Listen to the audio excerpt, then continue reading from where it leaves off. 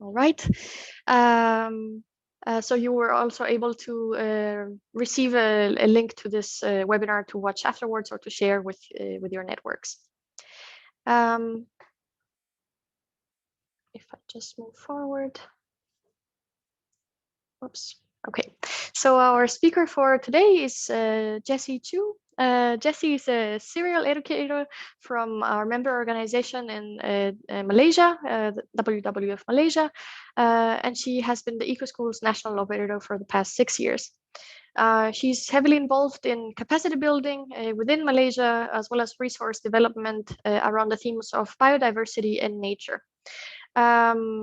We felt that this webinar was interesting to both teachers and educators within the network, national operators, program managers, and so on, to see how you can implement biodiversity projects in your countries through the EcoSchools program, but also through learning about forests. So this webinar is co-organized by the two programs, EcoSchools and Learning About Forests. I'm leaving the floor to Jessie, who can start with her presentation. Thank you, Nicole, for the introduction. So good morning, good afternoon, and good evening, everyone. I'm from Malaysia, so it's 8 p.m. right now. So I can see that there are many of you here.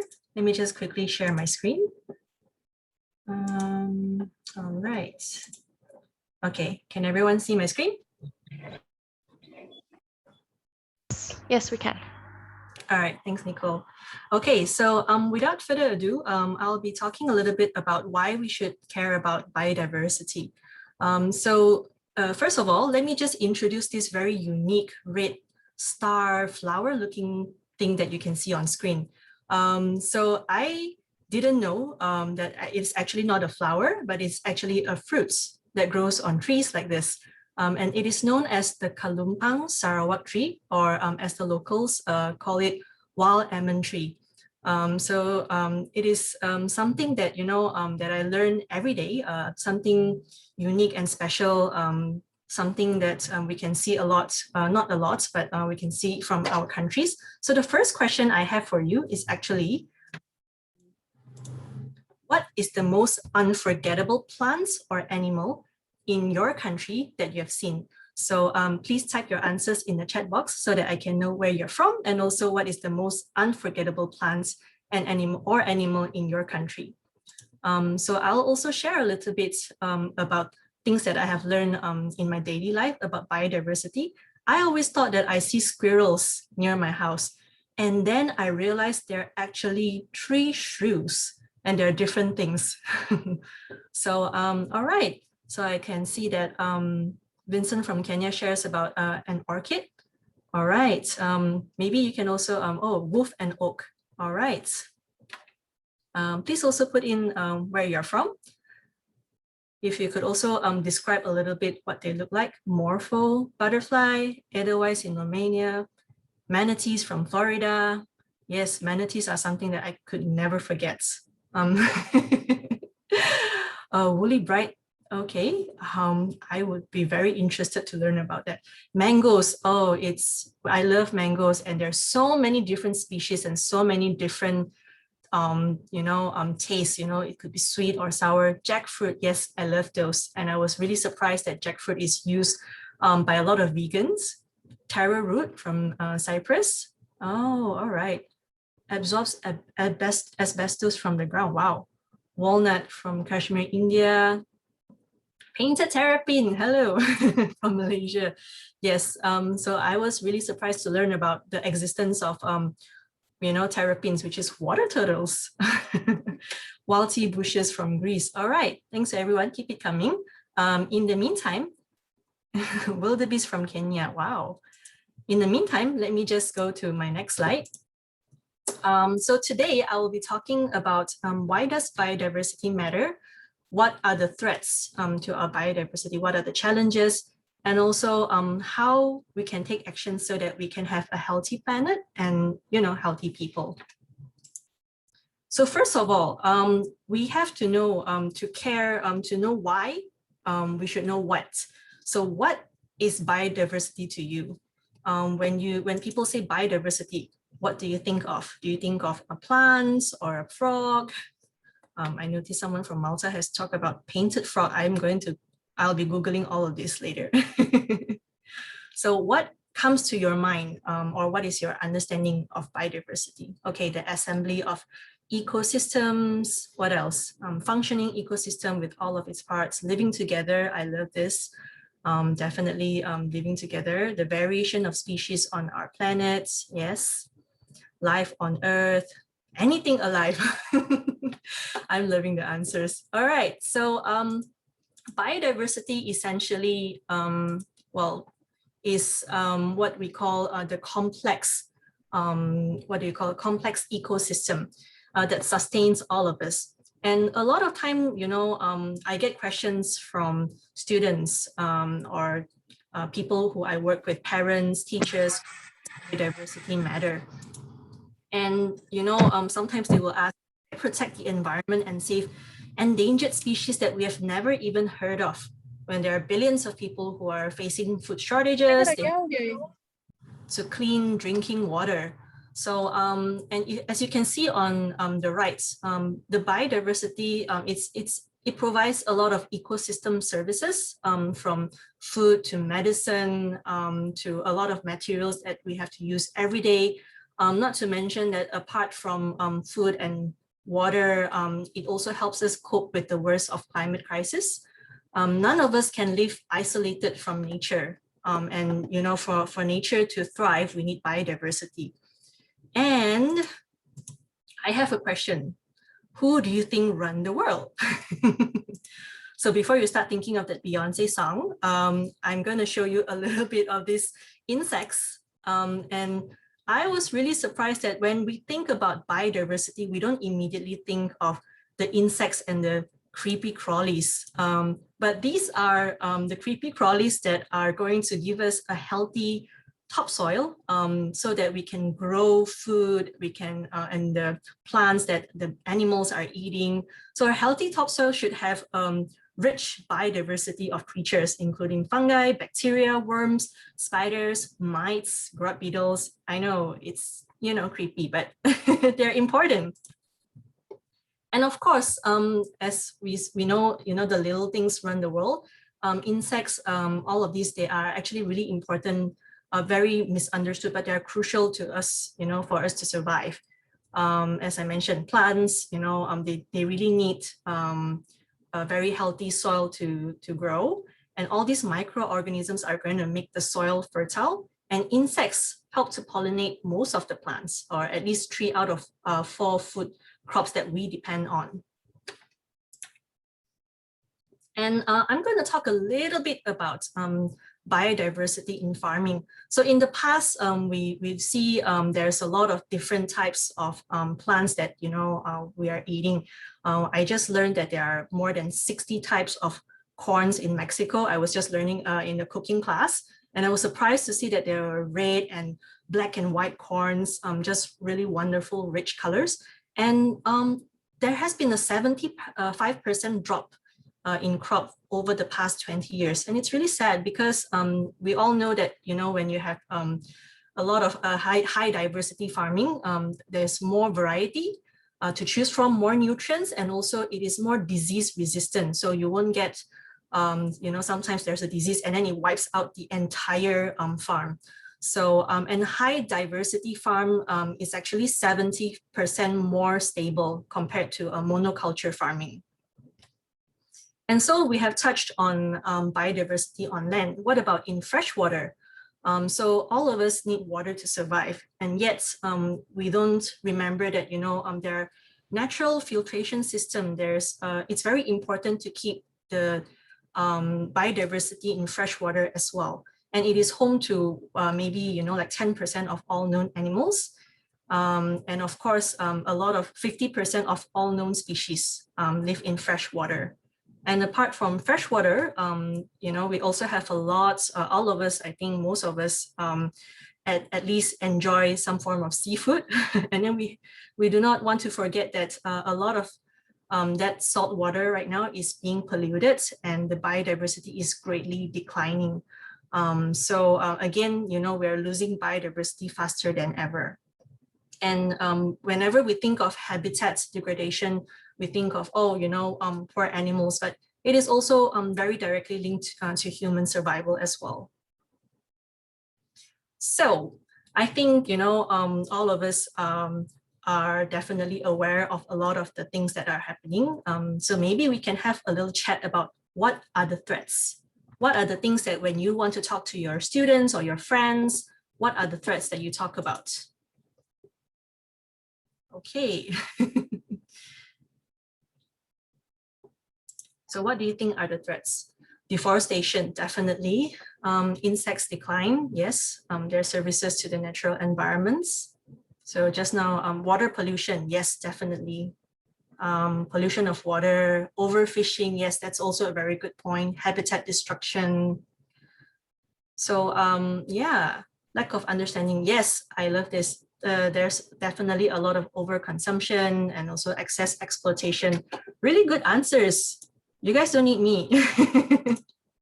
All right, so as you can see, these are the indirect drivers and pressures and the direct drivers to biodiversity. First of all, there are too many of us, but of course, population is not the only threat to us because in the richer countries, I think the consumption is a lot more higher and the waste is also a lot more higher. Same goes for pollution.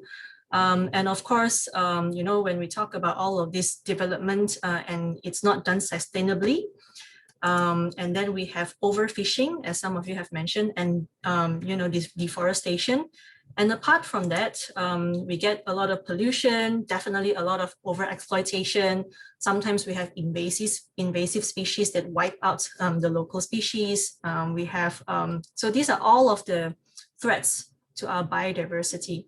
And I think one of the things that we definitely, you know, are looking at is destroying diversity for food. A lot of land is right now being cleared, not just for people to live on, but also to provide food to feed the growing population on Earth. I think right now we're close to 9 billion soon. We're 8 billion plus, and it's scary.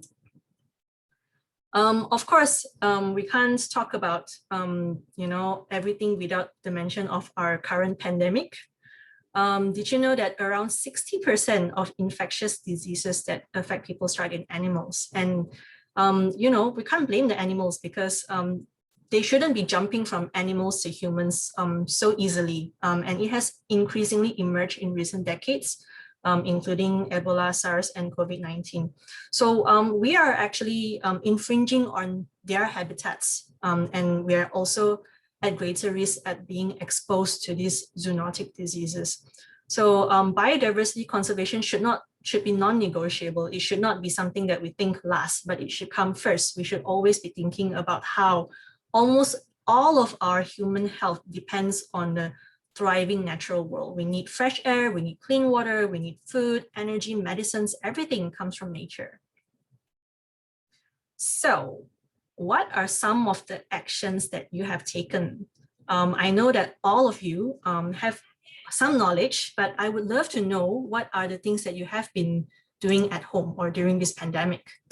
So type your answers in the chat box. What are some of the things that you have done? Maybe it's integrating soil education, conscious consumption. All right. Do you bug your family like I do? Tell them to make healthier choices and also talk to them about local purchasing local ingredients and stuff like that. So consuming locally, yes, that's very good. Buy a garden, oh, that's cool. I can never. Advocacy, horticulture, save water. Yes, these are all really good answers. My regret is that I'm not a very good gardener, so I can't really plant anything. Most of my plants die. Spending time in nature, I love this. Yes, that's very good. So I'm going to be sharing a little bit about things that have been done. Oh, rallies for biodiversity conservation and writing articles frequently. These are all really good. Provide natural areas.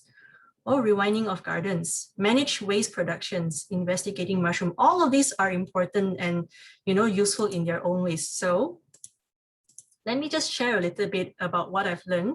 So I've actually taken this from one of the SDG websites. It's taking actions for selectivists, for the lazy people to save the world. I think because of the pandemic, all of us are locked down at home most of the time or half of the time. So there are important things that we can actually do from our couch. So I think one of the things that we do a lot, I'm sure, is to read and share information on social media. It is small action, but it's an important first step. And the knowledge that we take for granted, like coral reefs are homes for sea animals, or any connections between consumption and biodiversity. These are the things that we know, but sometimes, our people might not necessarily know. So it's also really cool that if you can watch documentaries with your family and friends, because that might lead to something. So just sharing a personal experience, I usually try in vain to convince some of my family members to join some of the eco activities that I'm doing. But once my sister got my family to start watching documentaries, it actually opened their eyes and minds, and they were more willing to do it because now they have a better understanding.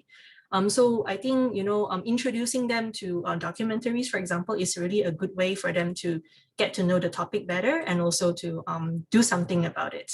And of course, you can implement good practices, such as buying local produce, as some of you have mentioned. And you can buy products with certifications or labels, which I'll be explaining shortly. You can also buy different kinds of food for a more balanced diet and support food diversity. So these are some of the things that you can do at home. And of course, all of us benefit from a lot of things from all over the world. Because it has been, because of globalization, because of the Industrial Revolution, it is so easy to get things from a different country. And a lot of the food production, for example, is actually heavily reliant on cross countries import and exports. So how can you be a better global citizen? So one of the things I think is also to think about how your food is actually affecting the rest of the world. And I'm not sure if you have noticed, but in my bio, I mentioned that I'm from a mega diverse country and also the second largest palm oil export countries. So a lot of misinformation, I think, is that palm oil is bad, but it's actually not. In fact, it is the highest producing oil crop, and compared on a per hectare basis, it is 6 to 10 times more efficient than soybean oil or olive oil or sunflower oil. And imagine that if you were to replace palm oil with a different crop, you're going to need more land. So there's going to be more forest degradation, land degradation. So I think, sorry, just excuse me.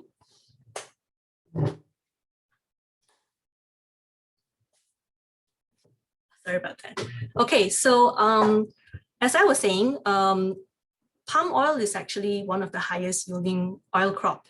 And what we can do it doesn't mean that, people are not clearing land to plant more palm oil trees. But what we can do is actually to look into environmental or sustainability certifications and labels, because all of us definitely want to save the tigers or the terrapins or the turtles or the orangutan. So these are some of the things that we can do. So I'm not sure how many of these labels apply to you. I'm sure that there are different labels in your countries. So when you're looking to shop for some products, these are some of the things that you can look into. So as I mentioned, you can look for RSPO, which is Certified Sustainable Palm Oil. They look into not just the production process, but also whether they are following guidelines. So my colleague works on RSPO. So they actually look into whether how they're acquiring the land and how they're managing the production of palm oil, for example. And of course, you have sustainable wood products. You can look into Forest Stewardship Council, FSC. In fact, we were just, my colleague and I were just talking about sometimes how FSC products are cheaper than non-FSC products. And also you can buy with, from fair trade products. So there are a lot of, look into what are the labels that are used in your countries and just do a little bit of research on what you can do to do your part. So here is just to show that, get to know the biodiversity in your country. So I knew that Malaysia was had a lot of biodiversity, but I was also surprised to find out that it was in the top 15 And we have more than 15,000 different types of vascular plants. Wow. And I used to play Pokemon, and I just realized that we have more than 500 types of species of marine fish, and also more than 449 freshwater fish. We have more than 700 species of birds. Just, just so many of these wonders that waiting for us to discover. So look into whichever country you're coming from, look into the biodiversity in your country and learn more about the biodiversity in your country. Learn about the birds, the reptiles, the fish. And also, if you can see the most right, all of these pictures. So this is me while preparing for this presentation, discovering conservation sites in my country. So I just found out that I have really beautiful national park with this gorgeous waterfall in my country that I've never visited. So I'm definitely going there after the pandemic. And also, going to maybe dive in one of these beautiful places, and also to see this national park in the northern side of my country. So there are so many places that you can go to. And of course, right now, because of the travel restrictions, some of the conservation sites or even national parks, they have virtual tours. So take advantage of these, they're free. So, get your students, get your family to go and watch these virtual tours together. So another thing about taking action is that too often, we don't think about nature-based solutions. We think about technology to solve things, but actually we already have all of these biodiversity that are doing the works. For example, forests and oceans, they are carbon sinks, and it is better to prevent their destruction than to say, oh, I'm going to plant trees tomorrow. But it's better that we can try to conserve it to prevent the destruction of it. And mangroves provide really rich biodiversity. They supply seafood, and there are nurseries for a lot of the marine life. And of course, in my first slide, I mentioned that, working with people and also helping people, again, work with the indigenous people and local communities because they are living there. And also they know how to preserve the area. And of course, apart from taking care of nature, we can also look into what we're doing in our daily lives, such as adopting a diet that has more sustainable ingredients. And of course, campaign. Some of you mentioned that you do your campaigning, your rallies, your advocacy work, and choose food that are produced or obtained sustainably, that that prioritize forest restoration, and they make sure that they have sustainable water and land use, and get food from nature. So there are a lot of ways that you can take actions.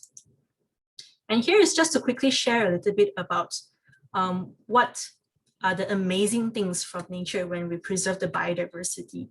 So if we don't cut down the trees, and we only take part of it, we have wood, of course. And then there's a lot of livelihood. There are a lot of people living near mangroves. And then there are the mangroves ecosystem services, which I'll mention later. And again, climate change and coastal protection. Isn't it better that we restore mangroves for coastal defense, because they are 5 times more effective than building a seawall for tsunami? So it's actually, more effective to have these nature-based solutions. Of course, there's also a mangrove will provide very good water filtration. And it's great for tourism and for fish nurseries. In fact, I think there are a lot of fishes that are considered on the red level for IUCN threatened list. Their nurseries are actually in the mangroves. So there are a lot of things that we can do by just preserving this biodiversity. Okay, so here's a quick question. When we cut down trees, we get wood, right? So we get timber, we get wood fuel employment. But what happens if we do not cut down the trees? What do you think we can get from a forest? So can I see some answers from the chat? What do you think we can get? So let me see. Apart from oxygen, what do you think we can get from the trees if we don't cut them down? Medicine, yes, actually a lot of medicine from Western medicine is actually from forests. Trees are the home of many living things. Yes, fresh water, exactly. Sediment retention, soil health, biodiversity, water catchment area, yes. Pollution-free environment, everything we need for our survival. Shade, yes. Food, source of balanced diet, all the ecosystem services. That's, yeah, heat absorption, and reducing the use of air condition. All of these are very good answers. So as you can see, there's a lot of things that we can get if we keep the trees alive rather than cutting them down. And of course, when we talk to, sometimes we need to convince people who are doing businesses, they're like, what about the monetary value?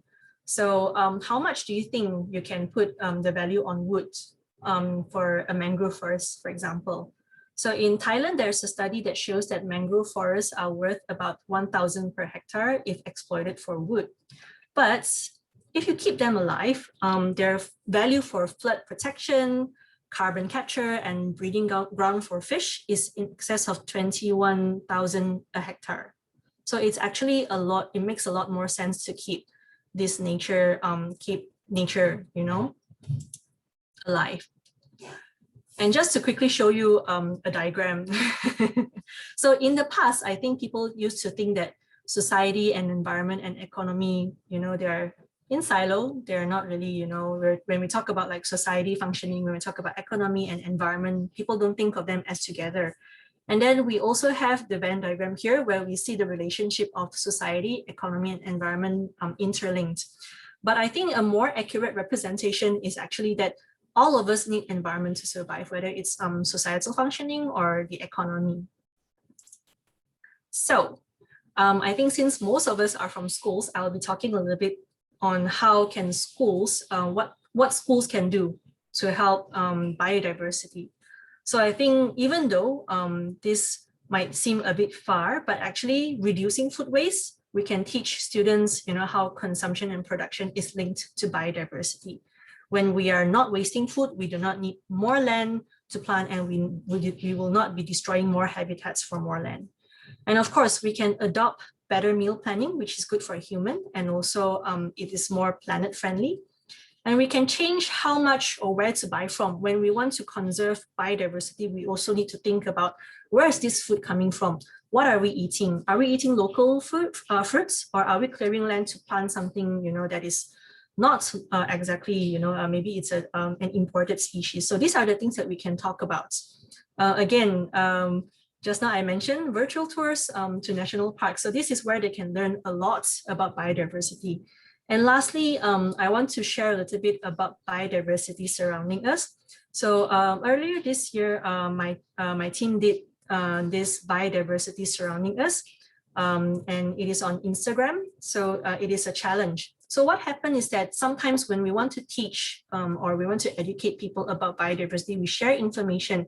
But I want to show you this success from my team, where they actually, what they did was they had a biodiversity webinar, and they followed up with an engagement through Instagram, where every day people can post according to a different theme. So one day they might be posting about birds, one day they could be posting about plants, and another day they could be posting about reptiles.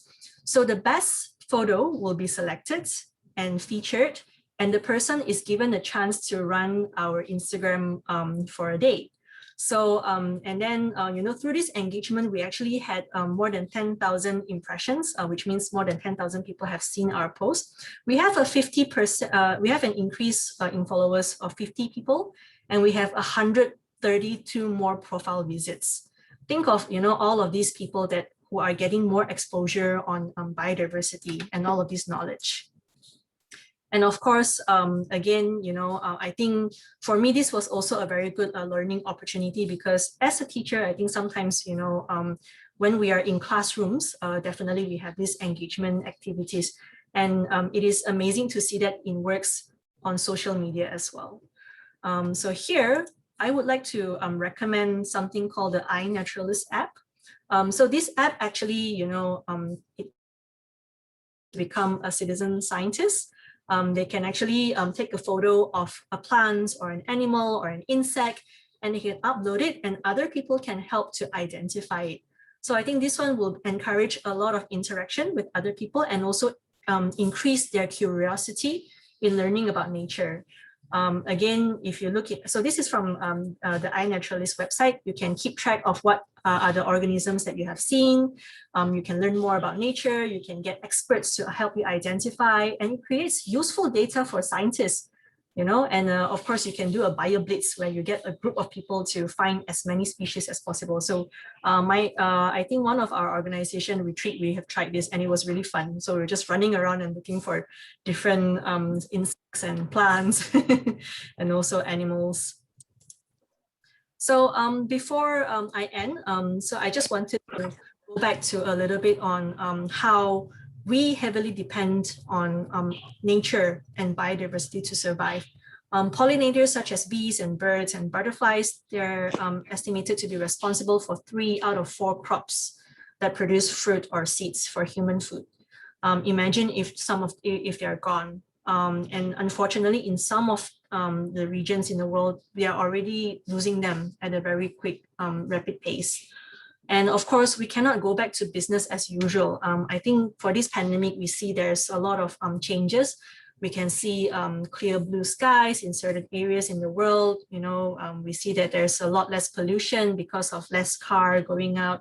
But at the same time, we also see an increase of plastic usage because of all the takeouts, and we can't go back to business as usual. Because if we go back to business as usual, we're going to lose, you know, a lot of things, the key services provided from nature. It says here that, you know, they're calculating it to be costing $3 trillion by 2050. I'm not sure how much it is, but I think, you know, if you're talking to someone who wants to talk money, you know, just tell them that nature actually, you know, keeping nature alive is more important because they provide a lot of services that we simply cannot replace. And of course, I'm looking forward to a new normal where everybody is more concerned about the sustainability of planet. And I hope they will, because I think from the social media, we can see that a lot of people are talking about less pollution. And I hope that, you know, this is something that we will be doing going way forward. So that is all from me. And here are some of the resources featured in this presentation if you're interested to look for this. And thank you again for having me. I hope that you enjoyed my sharing.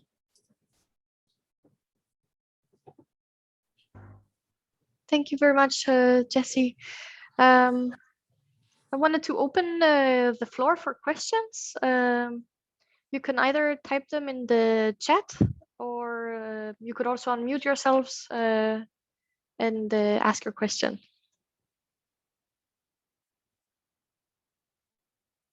I'll just leave a couple of seconds.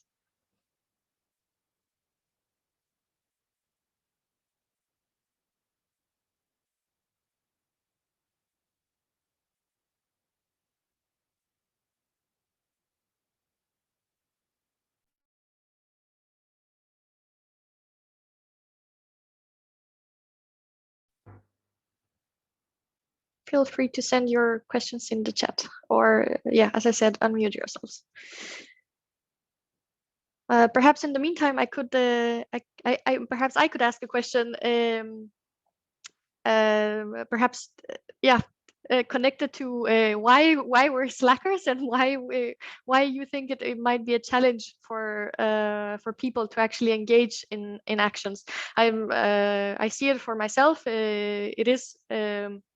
Of course, much easier if we engage in like watching a video and learn a little bit more about the subject before we start taking action. But what do you think are the barriers in actually taking more hands-on action? Sorry, Nicole, I think you're breaking up. I think internet also is not very stable on my side. I think your question was your question about barriers. What are the barriers of in taking action? Yeah, engaging people in biodiversity action. Yeah, I think the first step is actually understanding. As I mentioned, it took me years actually to convince some family members to do recycling, you know, and also to get to know more about sustainable food choices. And I think sometimes, you know, I would just talk less and nowadays I will just, maybe share a video, and it's better if it's not coming from me, because I'm the I'm the activist in the family, so they're all tired of me talking. Sometimes they have to hear it from someone else. Great, thanks for that. There is a question in the chat as well. How can we balance economic development and nature conservation?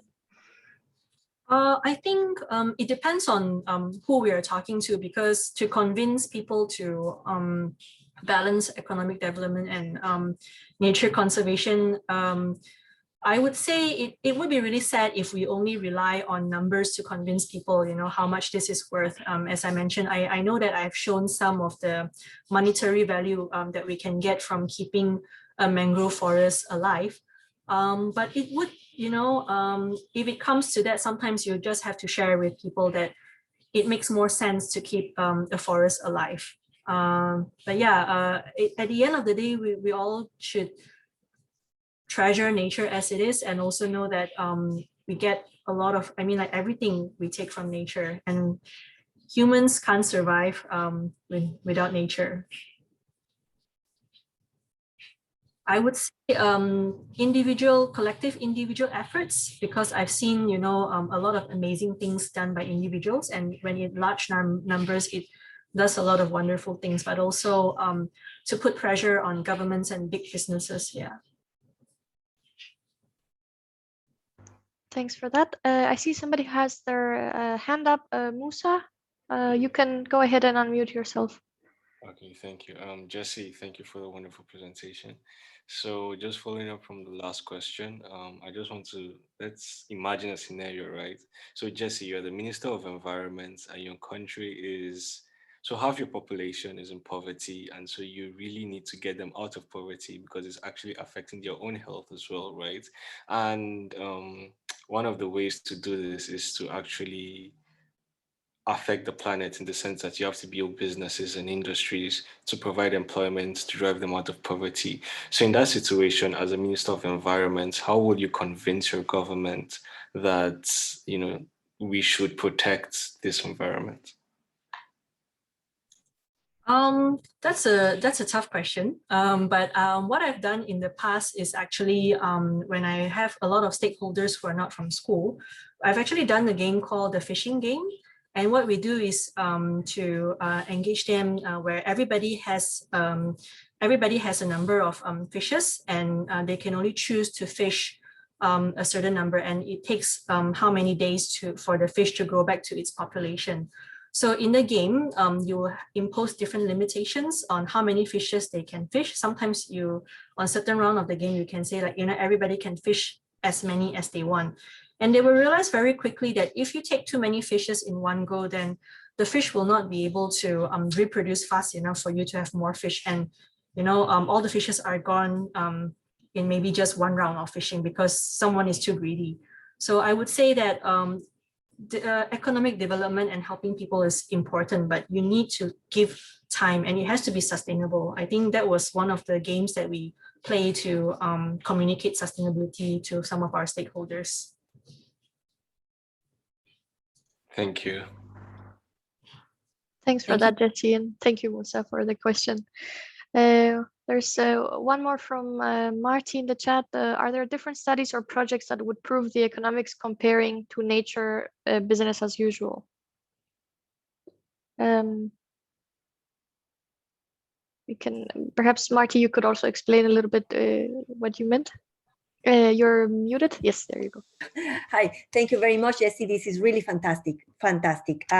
Yes, I think it would us, let's say in the schools, it will help us a lot to have very quick examples on these issues, like for example what you mentioned. And I know there is one in the United States, in the northern of the United States, where they proven that for filtering the water, let's say letting nature get back into the restoration was more cost efficient than actually make like a cleaning water facility, like developing one from the money perspective. And now they have even an amazing new area where they have even ecotourism or something like that.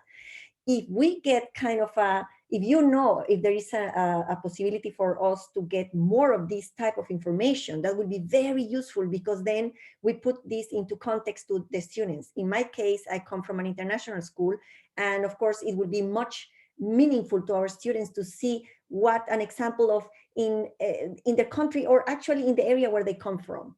And that was the question, because of course we are also promoting very much now the integration of these economics into education, even at an early age, and to see how they really can start thinking that there is everything is like connected, that there is a system, and that if you affect one part of the system, it will be affecting the other parts of the systems. But then with the social aspect is as well very much integrated. And I think giving these type of examples, it could make them realize that it's not only from the environmental perspective that we are saying it is a fact.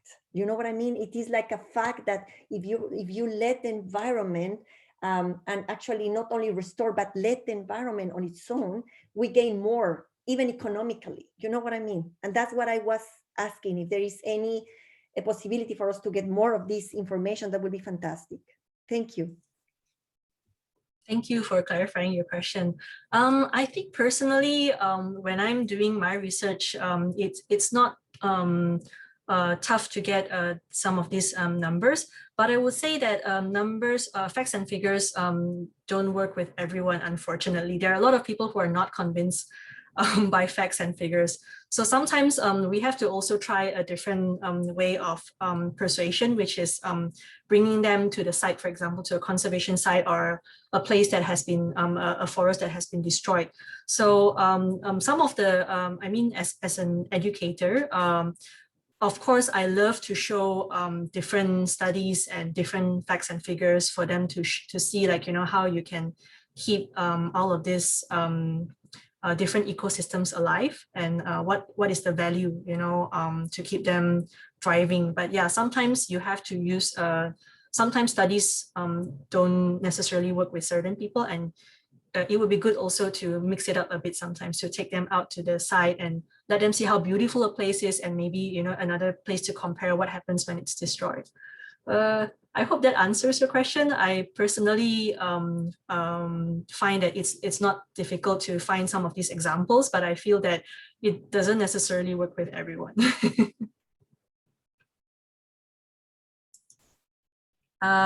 Marguerite, let me try to find where the fishing game is. So I used to keep a deck of slides. Let me see if I have it, and then I'll share it with you. We've also played it with, you know, these fish biscuits that they look like fish, mini fish. So we play while we eat. Talk about laws and biodiversity conservation. Are they wholesomely effective? Well, I would say maybe I'm a bit cynical, but sometimes they work and sometimes they don't, because in certain places, you know, you have the laws, but you can, there's corruption, there's bribery, and this destruction still happens. But it would be a good step if we could first have that policy or law in place. So I would say it might not be wholesomely effective, but I would say it would deter some people if there is a law in place. Could you share unpleasant experiences you encountered in your work, and how did you manage to overcome them? So for me, because I'm an education manager, most of my time is actually in office or in schools. I find that most of the time, people are somewhat willing to listen. Maybe, you know, there might be a few times that people are a bit dismissive, and it depends on whether I have to work with them. Yeah, but sometimes I don't necessarily get to convince people. But yeah, I think it's not as unpleasant as my colleagues who are working in the field. I imagine that it would be a lot tougher when they have to talk to people who are from the timber company, maybe. Yeah. Marilyn, you have a question. Could you unmute? Yeah. How do you effectively integrate the value of teaching balance and biodiversity in your school or in the school curriculum? For the Eco Schools program, I'm not sure if you're part of, there's one of the theme is nature and biodiversity. So if on our website, which I can later also share, is that we actually have a book produced where there are activities on biodiversity in school as well. Yeah, maybe to give one or two example is that most of the time schools will try to have a mini garden, or some of them even try to have a bird houses, or to have butterfly stations. So these are ways to integrate biodiversity into their lessons. Yeah. I am sharing now in the chat the link to the Global Eco Schools program and then also to the Malaysian division.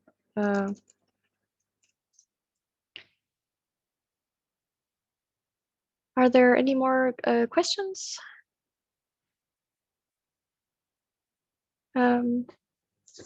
All right, if not, I wanted to perhaps touch upon, feel free to write more questions if you have them. I'm not going to stop you from it. I just wanted to share also a couple of things from our side.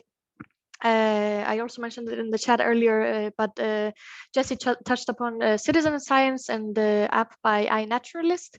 I also wanted to mention Seek by iNaturalist, which is more or less a follow-up of the iNaturalist app. We've been using it a lot with the Learning About Forests program in the last campaign we run about identifying mushrooms or different type of fungi. So with this application, you can actually go outside and record any living species, and then it automatically, you don't need to upload anything, like it will automatically tell you what it is, as long as you can actually record it from the right angle and take a good picture of it. So I would definitely highly recommend using that in your biodiversity projects or any citizen science projects. And touching upon citizen science, I also wanted to mention that there will be another webinar at the end of April on the 27th of April, yeah, on how to run your own citizen science project. So it is almost like a bit of a follow-up from this webinar, providing you with the overall presentation on biodiversity, and then going into how do you actually run a citizen science project. So I'll also share the link on where you can register about that. And one last thing, just a second, I can share the link. And then perhaps I can also share my screen for this one on our immediately next webinar. That's next week on the 7th of April. On a Wednesday at 2 p.m. Central European Summertime. This is on the next campaign that we're running through the Foundation for Environmental Education and through all our school-based programs, so Eco Schools, Learning About Forests, and Young Reporters for the Environment. The campaign is called My Actions Matter. And it's part of Global Action Days, that is a week or twice a year where we call schools to take actions. So in this upcoming campaign, we will be using an application called Treasure Earth, where we will be presenting actions that a school or an individual, a parent, a teacher, a student can take over 21 days. Starting on Earth Day, the 22nd of April. So next week, we would like to introduce you to this campaign and let you know how you can participate as an individual or as a school or as a group of people. So you're also welcome to register for this webinar in the same link that I just shared in the chat. So it's yre.global/webinars. I also wanted to maybe tell you a little bit about our social media. You can follow us on our website, on Instagram and Facebook. I'll just leave this for a couple of seconds.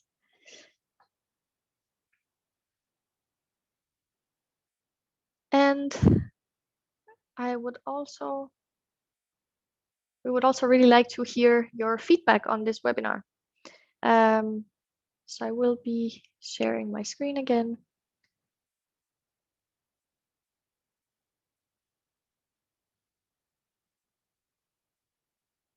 And there it is. So for this you should be using either another browser or your phones if you want. So what you have to do is go to menti.com, either through a new browser or your phone. So when you go onto menti.com, you can use the code at the top of the screen. That's 60808355. And then you can click on the heart icon just to let us know that you're already in the chat. Okay, great. I can see that some people are already on it. So I am repeating, the website is menti.com, and you can use the code at the top of the screen. That's 60808355.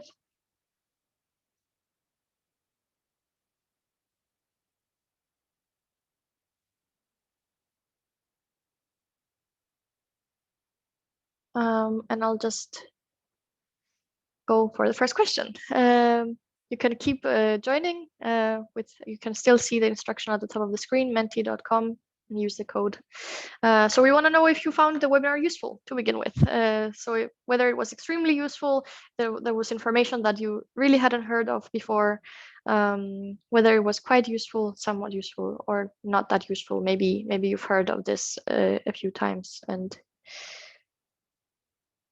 all right, so you thought this was extremely useful or quite useful. This is good. We're happy to hear that.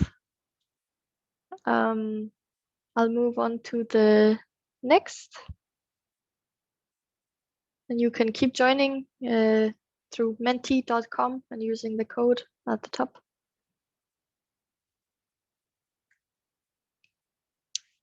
So in one word, how would you describe what you learned from this webinar?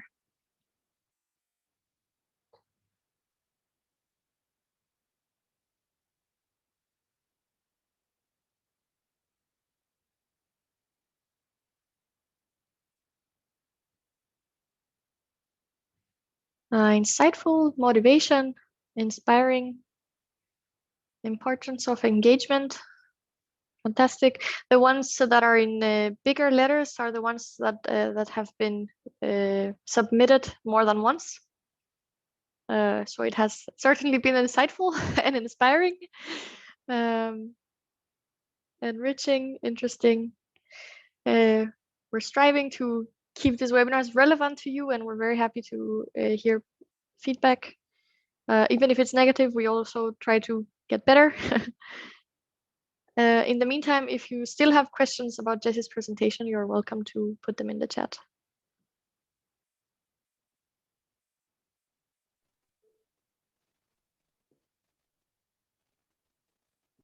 All right, I can also see that there's more people now joining. Great, and I'll move on to the last question. Tell us what your main takeaway from this webinar is. So if you learned one thing today, what is that? What's the one that you're taking away or that you're talking about to your friends or colleagues or to your students even?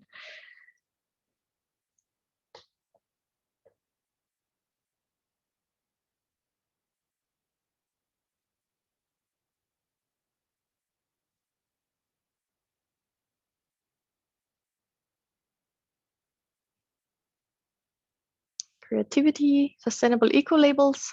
I don't know, Jessie, if you want to comment on these.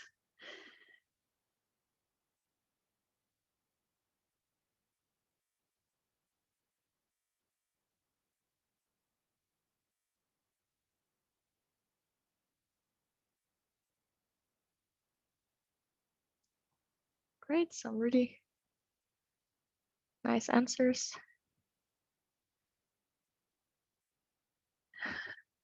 I love the enthusiasm in some of these comments.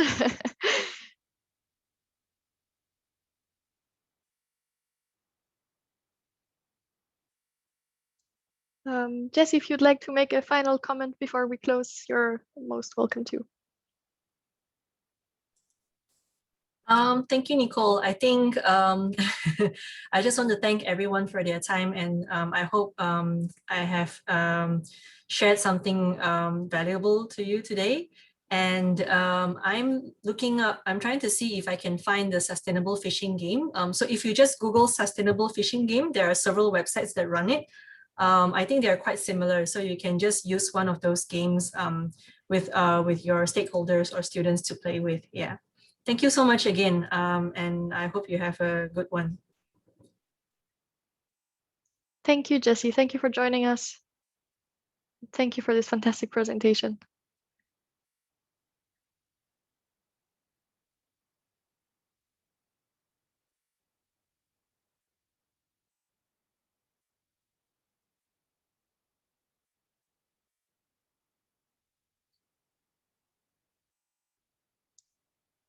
All right, no more questions. We can close this session. Thanks again, everyone, for joining. And see you at the next webinar next week. Looking forward to see you next week. Thank you. Likewise.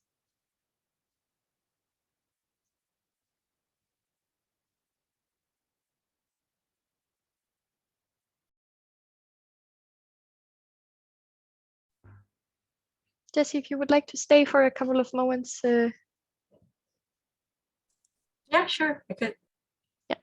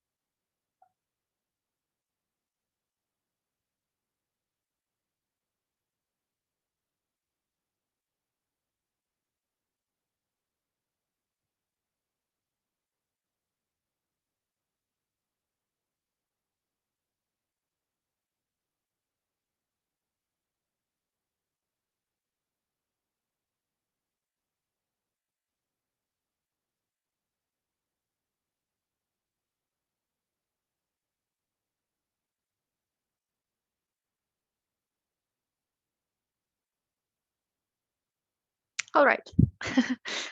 I just put everyone in a waiting room. I saw that you were doing Yay. it, and I also joined you because I felt like, yeah, people were not. I didn't want to kick them out, you know.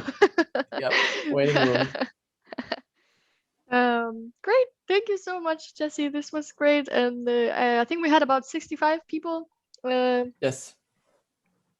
So that's Too fast.